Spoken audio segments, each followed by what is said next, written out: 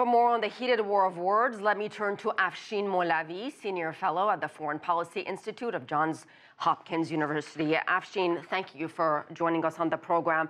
From comments like fire and fury to locked and loaded, first of all, what does that even mean with the latest tweet? And I'm going to read the tweet again to you.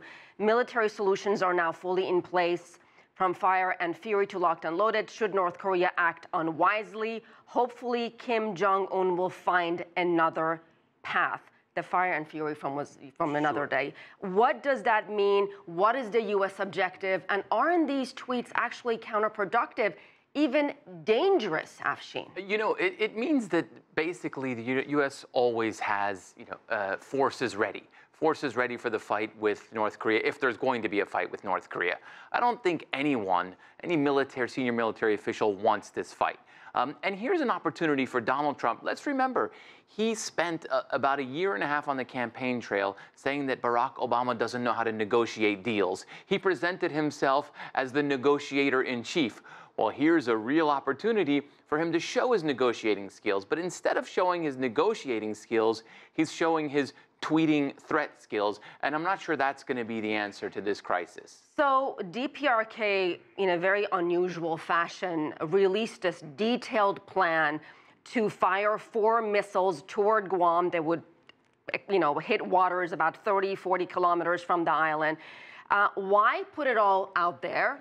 And if DPRK goes ahead with this plan, what do you believe the U.S. response will be? Yeah, I think that would be quite a serious escalation if North Korea were to go ahead with this plan. I mean, look, North Korea this is a regime that has shown itself to be irresponsible, reckless, rash. It doesn't care much for its people, but it has not yet proven to be a suicidal regime. And so I think even in Pyongyang, they understand the fire and fury of the United States. I think everyone understands the fire and fury of the United States. So they haven't proven themselves to be suicidal yet. So that's the key, Asieh. We just don't know where this is going. This dynamic could get out of control. And when you have a situation this volatile, you would expect every opportunity, every possibility for talks is being explored.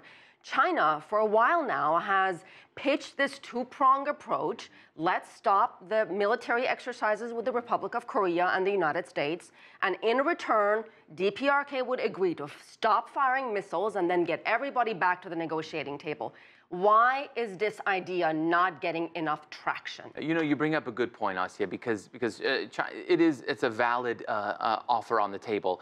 But Washington is always saying that China holds the keys here. China has the leverage. China needs to do more. But that's a valid offer on the table. But what China says in return, and what senior Chinese officials say is, no, actually Washington has more leverage because Pyongyang, the perception in Pyongyang is that Washington is a threat, not Beijing. So you've got this circular argument playing out.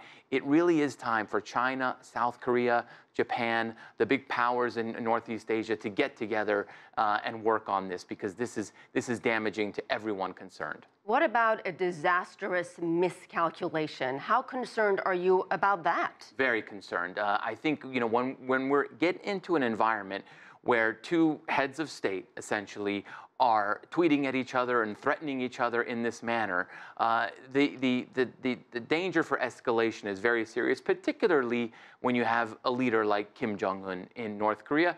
And, I would say that the President of the United States has proven himself to be reckless, but the institutions in the United States are strong. I'm not so sure about the institutions in North Korea. All right, we'll leave it there. Afshin Molavi, as always, thank you so much. Thank you.